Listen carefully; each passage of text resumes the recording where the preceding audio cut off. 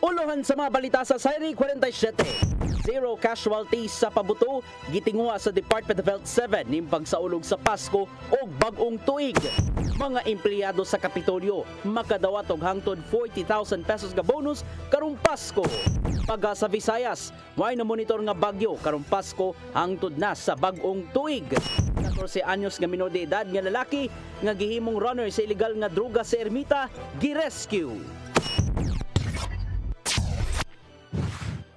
Sugbo, Kabisayan ug Mindanao, Pilipinas ug katawhan kutos maabot sa tong Sibya sa tibuok kalibutan mayong hapon. Live kita karon sa CCTN Channel 47 ug kini ang tulumanon sa nagunang kasayuran nga angay natong masayran. Ako si Dennis Tabar. Tulumanon sa patas nga mga balita ug opinyon. Ako si Danica Caballes. Kini ang Sayri 47.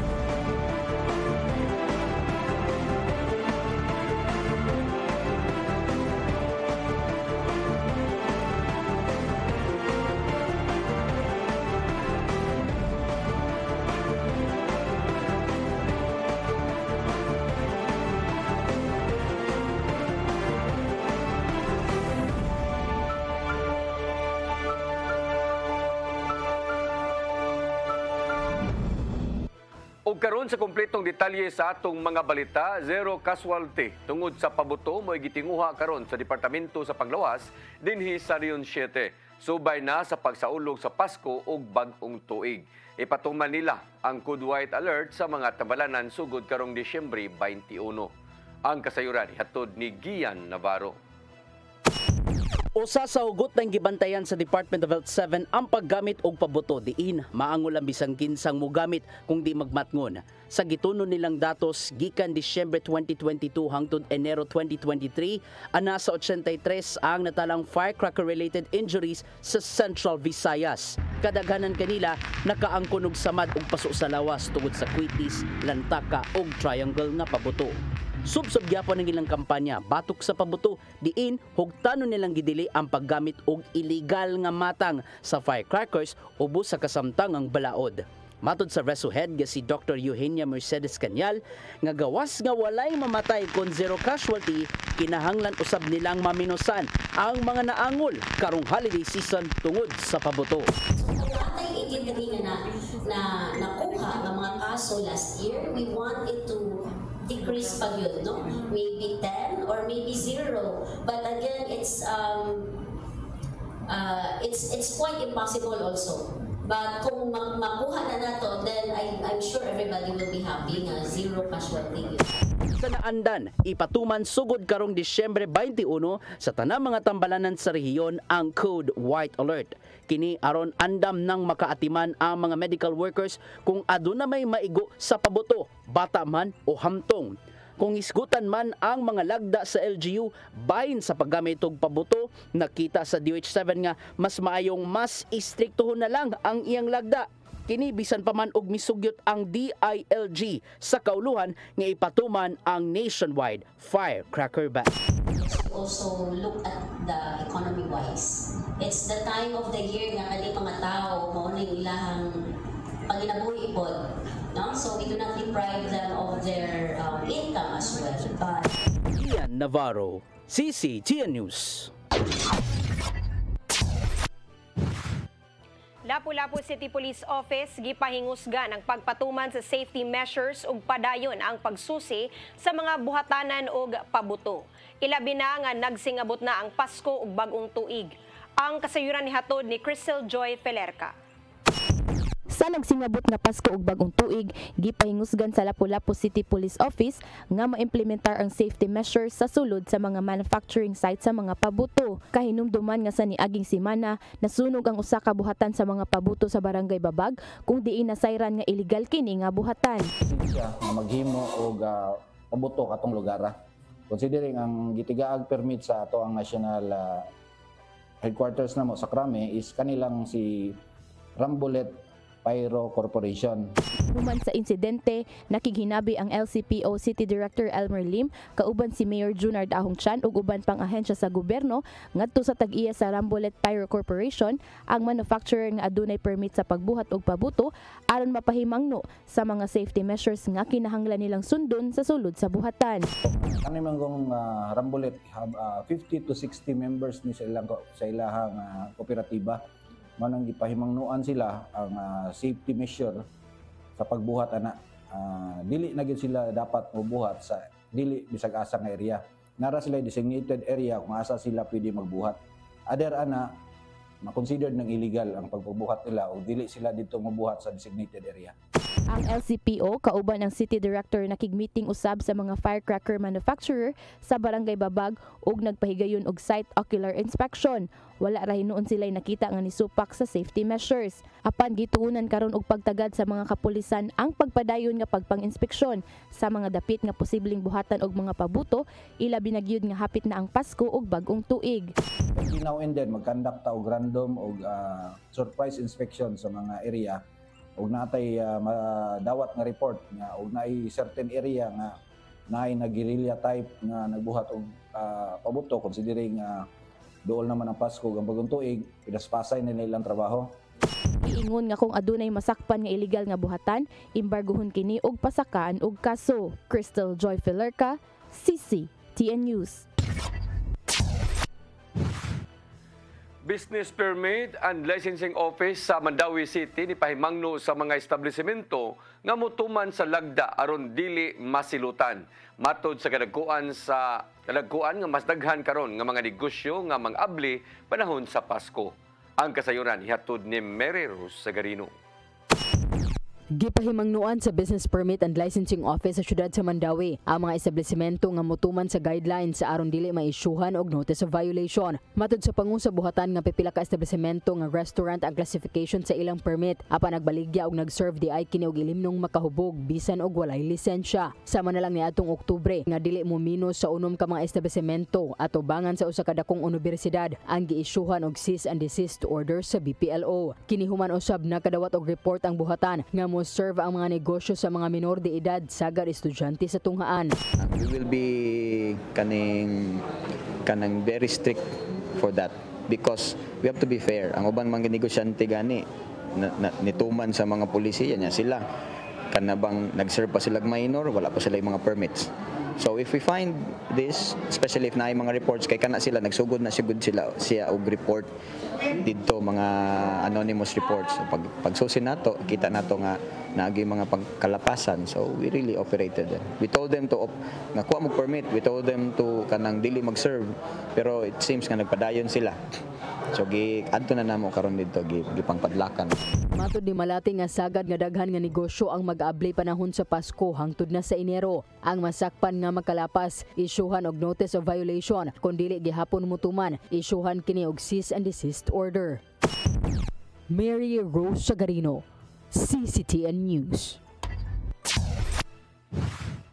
Makadawat ang mga empleyado sa Kapitolyo og hangtod 40,000 pesos nga bonus karong Pasko. Kinihuman na aprobahan sa Junta Probinsyal ang Supplemental Budget number 2 nga gigahinan og 81.7 million pesos. Makadawat ang mga regular, casual ug co-terminus employees sa Kapitolyo og 40,000 pesos. Naglangkob kini sa Service Recognition Incentive nga gitugutan gikan sa Malacañang ug Collective Bargaining Agreement Incentive. Samtang ang mga job order employees makadawat og 15,000 pesos nga premium and gratuity pay. Ubos kini sa lagda gikan sa Department of Budget and Management ug Commission on Audit.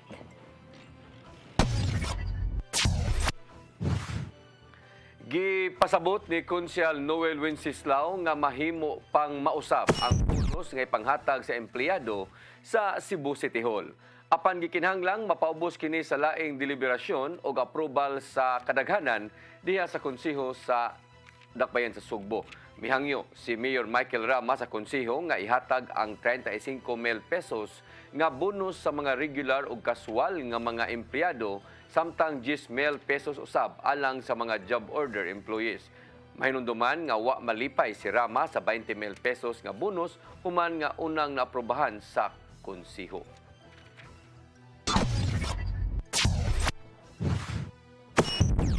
musunod. Paga sa Visayas, way na monitor nga bagyo karong Pasko hangtod na sa bag-ong tuig. Kanaw guban pa mga balita sa pagbalik sa Zaire 47.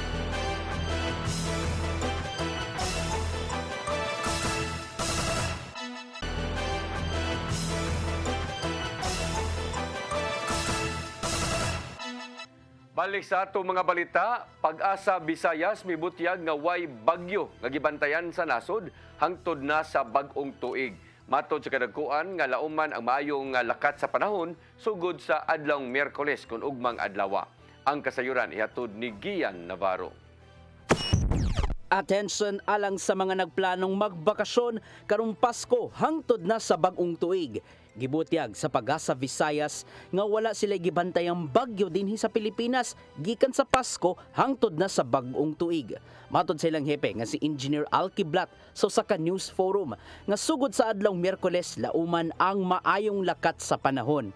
Pasabot nini, lauman usab ang temperatura hangtod 31 degrees Celsius ilabi na dinhi sa Kabisayan. Apan masinati gyapon ang kusog nga hangin tungod na sa low pressure area ilabi na sa Mindanao, shear line ug hanging habagat. Tayo nakita na likelihood of occurrences of tropical cyclone or bagyo or low pressure area sa inside sa Philippine area of responsibility. That would mean na we'll be experiencing starting tomorrow fair weather condition. So, makita na itong adlaw, increase na ito ang temperature. Kagabi gi-downgrade sa Pag-asa ang bagyong Kabayan gikan sa tropical depression hangtod na sa low pressure area. Maong nalibkas ang ubang storm warning signals tungod sa nagkahinay nga bagyo human nga naglandfall sa Mindanao. Hayan nga gilibkas ang blue alert status sa pipila ka mga probinsya, apil na ang Sugbo. May resulta ang maong bating lakat sa panahon sa kapin o sa kalibo ka mga pasahero nga natanggong human gikanselar sud sa duha ka adlaw ang tanang biyahe sa kadagatan. Apan bisan pa man gibantayan gyapon sa Pag-asa Visayas ang bisan unsang lakat sa panahon base sa ubang weather models sa ubang nasod. Naay mga models, weather forecast models na nagpakita na occurrence or emerging intertropical convergence zone. Kanang intertropical convergence zone, ang convergence na o meeting of two winds from the south hemisphere and northern hemisphere na naapod ang breeding ground of series of low pressure areas na posibleng makamove na o bagyo. Apon, giawag sa Pag-asa ang publiko nga magmonitor kanunay sa lakat sa panahon ug ubang weather advisories sa di pamulawig sa kadagatan. Gian Navarro, CCTN News. Pagpabendisyon sa kaparian ngadto sa same-sex couple aprobado na sa Vatican. Giklaro hinuon ni Pope Francis nga dili hinuon kini himuong kabahin sa bisan unsang ritual sa simbahan.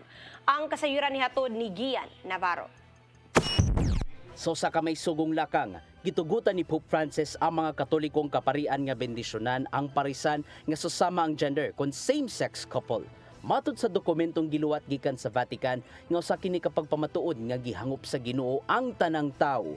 Apan giklaro sa Vatican nga lahi ang pagpabendisyon sa pagpakasal sa duha ka managsamang gender kon same-sex marriage. Sa nasayran kinahanglang may tabo ang maong pagbendisyon nga lahi gikan sa naandang ritual o liturhiya sa simbahan.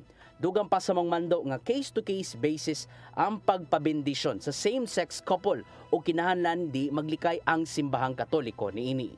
Tungod hinuon kini sa tudlo sa simbahan nga ang pag-attract sa susama nga gender dili usa ka matang sa kasalanan apan hugtanong gibarugan ang doktrina sa simbahang Romano Katoliko nga sa gyapon kamatang sa sala ang bisag unsang homosexual acts. Ang maong lakang kabahin sa tinguha ni Papa Francisco nga kinahanglan himong abli sa tanan ang simbahan ilabi na sa LGBTQ+ community apan wala gayud mahilabtan ang moral nga doktrina bahin sa pag-alayon sa duha ka managsama nga gender. Gian Navarro, CCTN News. Misugyot si Presidente Bongbong Marcos nga gikinahanglang bag-ohon ang papakigatubang sa Pilipinas ngadto sa nasod sa China kun isgutan ang pag-ilog sa West Philippine Sea. Nakita ni Marcos Jr. nga hinay kayo ang dagan kung magpadayon man ang naandan nga diplomatikanhong lakang.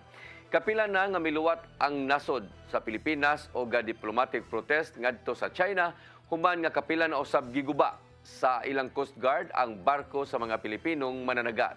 Matod sa presidente nga angayan ng bag-uhon ang pagatubang sa kagamhanan sa nasod sa ngadto sa China. Kini aron dili na musamot pa ang tensyon sa duha ka mga nasod sud sa kagalingong teritoryo sa Pilipinas. Bipolar Assistance Group gilusad sa Barangay Lahog ning Dakbayan sa Sugbo. Katuyuan niini mao aron maminusan ang kaso sa suicide sa Sugbo. Ang kasayuran nihatod ni Shariza May Uy. Gilusad sa Barangay Lahog ang Bipolar Assistance Group ubo sa behavioral units sa barangay. Katuyuan niini mao ang maminusan sa kaso sa suicide sa Sugbo. Ilabi na nga common nga sintomas sa mga average level ang mabantayan sama sa mania o maniac kung grabing kalipay o kalitlang nga ma-depress. It is very alarming, very alarming. Ang mental health gid karon is very alarming. And I can always attribute, I would like to really add, no, that it is attributed to our diet. We have so many cases now of bipolar clients or patients. Grabe na kaayo. Since we started the Barangay Behavioral Health Unit in 2019, we have observed an increase. No, it started with anxiety, depression, paranoia during the COVID times. But after that, daghan na kay siyang mga nisud pud nga mga bipolar. And unfortunately, they never even saw that as bipolar. They just thought they were depressed. Dugang Panay de Los Santos nga usa nga nakapataas og kaso sa mga diagnose nga bipolar condition tungod kay menos na ang nutrients nga makuha sa mga pagkaon. Tungod niini na alarma siya ilabi na nga mitaas ang kaso sa mga suicide incidents sa syudad ilabi na sa mga batanon. Kining mga bag-o na karon, butang na nato mga millennials, no? Kay baby boomers man ang katong mga millennials na nag-follow na mo or even the Generation Z, you're eating actually food that is all less organic, meaning ang atong tanang mga fruits and vegetables, pesticide, binumbahan para nga dali tubo, dali babaligya. Ang atong mga baboy, mga manok, mga injeksyonan kay para nga budak ko udali kay para mabaligya na sad. Gawasab niini adunay student mental health assistance o employee health assistance ang gilusada nilang De Los Santos. Shariza May Uy, CCTN News. Pagtukod sa tri-level interchange sa MC Bruni Street, ingon man sa UN Avenue sa Mandawi City, gipanglantawan nga masugda na sa sunod tuig. Kini human nga hingpit nang napasar sa House Bill didto sa Kongreso. Ang kasayuran ihatod ni Mary Rose Sagarino. Gibanglantawan nga masulbad na unya ang problema sa trapiko sa may MC Briones Street ug UN Avenue sa siyudad sa Mandawi. Kini human hingpit nang napasar sa Kongreso ang House Bill number 9586 pagtukod og tri-level interchange sa dapit. Si Congresswoman Imari Loli Papuano Dizon nagkanayon nga ang 320 million pesos nga budget alang sa Phase 1 sa proyekto nalakip sa national budget sa 2024. Giklaro sa kongresista nga ang Phase 1 sa proyekto mao ang paghimo og access roads tungod kay gilauman ang trapiko kung hingpit nga mapatuman ang tri-level. Wala sa tayo problema po ani sa mga kaning pagkuha sa mga kaning private properties kay government naman na siya daan na po. So masayo na lang nato. Matud niya nga maong proyekto nakita nga makasulbad sa bagang trapiko sa maong lugar. Yes, it's very critical kay I think kung imo tan-awon from the Pacific Mall, no, wala tayo traffic light necessary din ha. Going to Consolacion and going to the second bridge. So dali na lang da kaayo. And at the same time makatunggikan pud sa second bridge padung kas Consolacion ditso na tanan. So everything is flowing. Gawas sa tri-level interchange bill, napasar usab ang laing duha ka bill nga gi-author ni Uwano Dizon, maong House Bill number 9648 o ang gisugyot nga New Government Procurement Reform Act. Nagtinguha sa pag-amendar sa karaan nga General Procurement Act aron mahimong transparent, cost-effective, paspas ug epesyente ang proseso sa pagpalit sa gobyerno. Laing bill nga hingpit nga napasar ang Bill number 9673, nagtinguha nga bag-uhon ang Cooperative Code of the Philippines aron mas motubag sa panginahanglanon og kabalaka sa mga sektor sa kooperatiba. Mary Rose Sagarino, CCTN News. Musunod, menor de edad nga lalaki nga gihimong runner sa illegal nga droga sa barangay Ermita, Dakbayan sa Sugbo, gi-rescue. Kanaw guban pa mga balita sa pagbalik sa Sayri 47.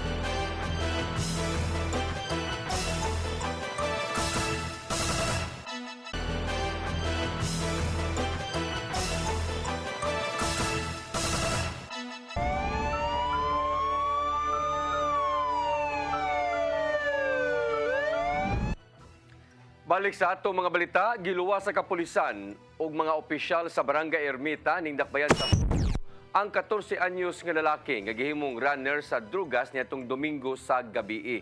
Nakuhaan pa ang minor de edad ug 11 ka pakete nga gituho ang shabu.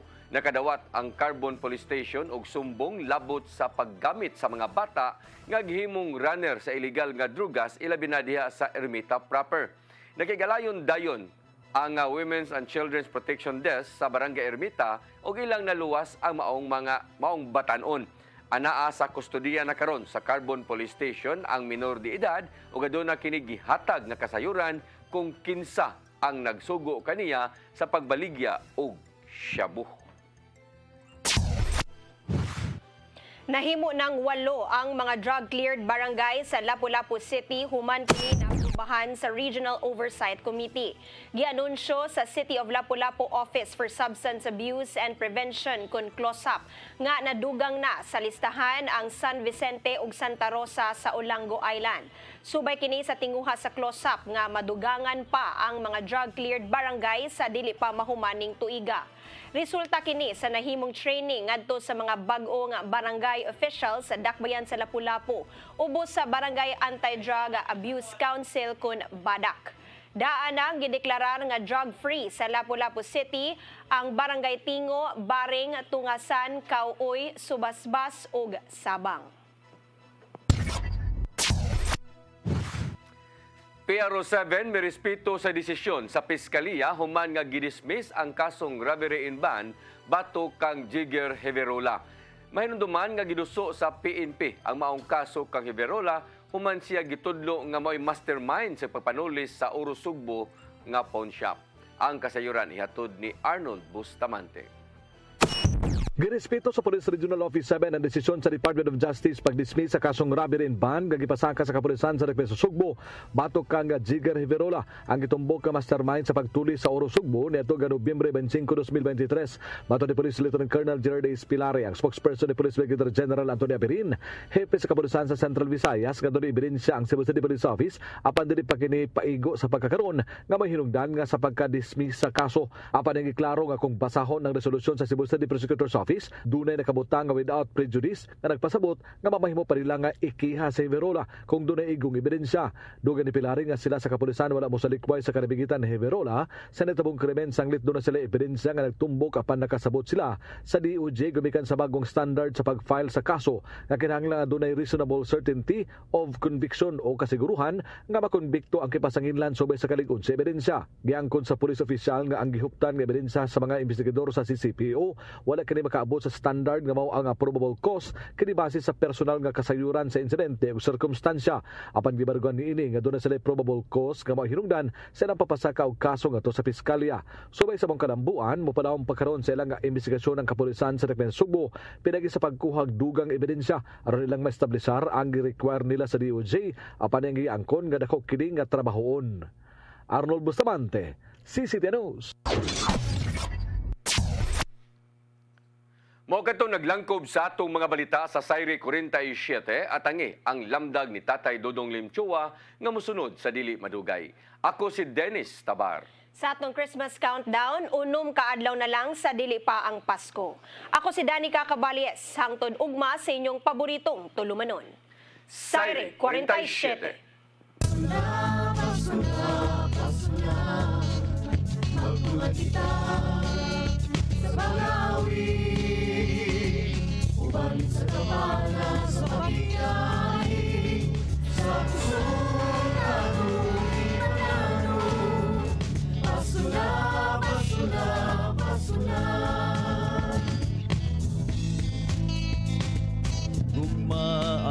Kay natong paambi sa igsuuntang hubo, gutom sa pagmahal. Kay kaniya mo lang mapadayag kung sa'y kahulugan sa Pasko. Ito sa pasungan nagpagkatao ang atong Ginoo.